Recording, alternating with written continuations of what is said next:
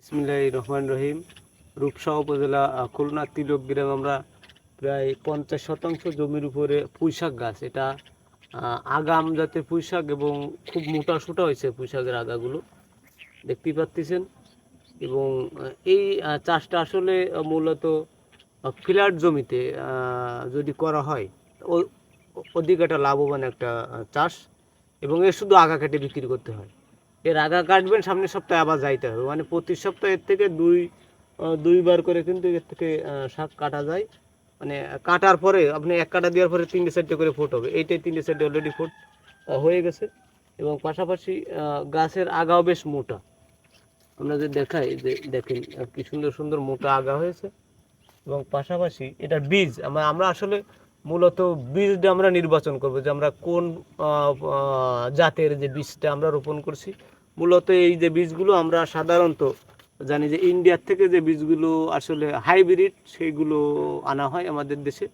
আর এই বীজ একবার রাখা হলে পরের বার আর আপনার বাজার থেকে ক্রয় করা লাগবে না। মানে এই বীজ থেকে আপনার সারা বছরের যে বীজ যদি রাখা হয় সেই বীজ আপনি মানে রোপণ করতে পারবেন। এবং এর জাত মানে একবার আপনি যে জাতটা আপনি নির্বাচন করবেন ওই জাতটাই আপনার ধরে রাখতে হবে। আর বাজার থেকে যেটা ক্রয় করবেন ওটা কেমন হবে না হবে সেটা হচ্ছে পরের বিষয়। কিন্তু আমরা আসলে মাঠ পর্যায়ে পরে পরিদর্শন করে দেখি যে মোটা আগাগুলোর দাম বেশি এবং এই 3-4 কেজি হয়ে যায়। এইটা মনে করেন যে দুইটা কেজি হবে, তাহলে একটা 500 গ্রাম করে একটা আগা, আর এক হাত হলেই কাটা যায়। আর মূলত এইটা চাষ করতে গেলে তেমন কোনো খরচ নেই, শুধু জমিটা ভালো হতে হবে। এবং এই জমিতে আমরা বেশিরভাগ দেখছি যে বার্মি কম্পোস্ট ব্যবহার করলে গাছটা সবুজ থাকে এবং গাছগুলো মোটা হয়। সেই জন্য আপনারা এই পদ্ধতিগুলো দেখবেন। আর আমরা সরজমিনে পর্যবেক্ষণ করে থাকি যে কীভাবে একজন চাষি চাষ করে স্বাবলম্বী হয় বা স্বাবলম্বী হওয়া যায়, বা কীভাবে তাদের চাষবাস সম্পর্কে আমরা বোঝানোর চেষ্টা করি যতদূর সম্ভব। আর তাছাড়া এতে কীটনাশকও কম লাগে এবং ছত্রাকনাশকও কম লাগে এবং সারও কম লাগে। রাসায়নিক সার এতে একদমই কম লাগে। তবে এক কাটা দিয়ে কিছু সার এতে দিয়ে আমরা দেখছি। তবে আপনারা যে ভার্মি কম্পোস্টটা বাজারে পাওয়া যায়, এটা আপনারা ইউজ করলে আপনাদের এই জমিতে যে মাটির স্বাস্থ্যটা ভালো থাকলে আপনার এই গাছগুলো ভালো হবে এবং ফলওয়ালা গাছও প্রচুরভাবে ফল দেবে। আমার এইদিকে আপনি ধুন্দুল ঘাট দেখতে পাচ্ছেন যে মাচায় ধুন্দুল উঠে গেছে অলরেডি, আল্লাহর রহমতে খুব সুন্দর ধুন্দুল ধরেছে। এটা সুপ্রিম সিটির হীরা কোম্পানির বীজ। আর পাশাপাশি এইদিকেও অন্য চাষ চলছে, একটা জমি প্রস্তুত চলছে ওইদিকে আপনার। আসলে চেষ্টা করলে আমাদের চাষি ভাইরা কিন্তু করতে পারে। আমার পিছনে যে ক্ষেতটা দেখতে পাচ্ছেন, এই এই 50% জমিতে উনি একজন চাষি বছরে 50 থেকে 60 হাজার টাকা ইনকাম করতে পারে। বছরে বলতে মানে এই সিজনটাই, মানে এই আপনার 4 মাসটা হয়তো পুঁইশাক গাছ হয়তো টেকবে। 4 মাসের ভিতরে আপনার 15,000 টাকা করে প্রতি মাসে ওনার লাভ হবে খরচ বাদে, এবং জমি যে একটা ডোনেশন আছে ওটা বাদে। কেউ হারি দেয় বা কেউ লিজ নেয়, বিভিন্ন রকমের ইয়ে হয়। প্রতি মাসে 15,000 টাকা করে এর থেকে লাভ করা সম্ভব হয়।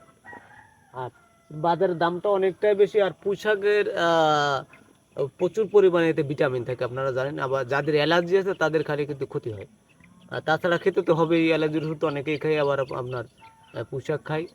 আসলে এই পুঁইশাক আর রুই মাছ, আপনারা জানেন যে মাছের রাজা রাজা রুই আমাদের গ্রাম্য ভাষা, এবং শাকের রাজা পুঁই, এই দুটোর সাথে খুব স্বাদ হয় এই তরকারি রান্নালে। এবং পাশাপাশি প্রচুর ক্যালোরি থাকে এবং এতে প্রচুর পরিমাণে ভিটামিন থাকে, আপনারা জানেন। তা আসলে আমরা চাই যে আপনারা এই পদ্ধতিগুলো দেখবেন। এবং এই 5টা গাছ আপনি যদি একটা বাড়ির আঙিনায় রোপণ করে তোল, তাহলে আপনার মনে করেন 3 থেকে 4 মাস আপনি এর থেকে আগা কেটে কেটে খেতে পারবেন। আমরা আসলে এই পারিবারিক পুষ্টির চাহিদাটা কেন বলি বা পুষ্টির চাহিদা পূরণ করতে কেন বলি, এর বিষয়ের ভিতরে কিছু কারুকার্য আছে বিদায় বলি। কারণ আপনি বাজার থেকে যে শাকটা কিনবেন বা সবজিটা কিনবেন, সেটা হয়তো আপনার জন্য ভালো খাবার নাও হতে পারে, বা সার কীটনাশক প্রচুর পরিমাণে ইউজ করা হয়। সেই জন্য আপনারা পারিবারিক চাহিদা পূরণ করার জন্য আপনারা বাড়ির আঙিনায় 2-5টা করে গাছ রোপণ করলে হয়তো আপনি আপনার পারিবারিক চাহিদা মিটলো। এবং সবজি কিনতে আপনার বাজারেও যাওয়া লাগলো না, সময়ও ব্যয় হলো না। সেই জন্য অনেকে চাকরিজীবী, অনেকে চাকরি বাকরি করেন। তাই আমরা চাই যে আপনারা একটা আগায় কিন্তু দুইজন লোকের একটা রক্ত চলে যাবে। তাই আমরা চাই আপনারা এই পদ্ধতিগুলো দেখবেন, দেখে চাষাবাদ করার চেষ্টা করবেন এবং অন্য অন্য চাষি ভাইদেরকে চাষাবাদ করানোর চেষ্টা করবেন। এবং নিজে উদ্বুদ্ধ হয়ে আরেকজনের উদ্বুদ্ধ করার চেষ্টা করবেন। আজকের মতো এই পর্যন্তই। ধন্যবাদ, ভালো থাকবেন।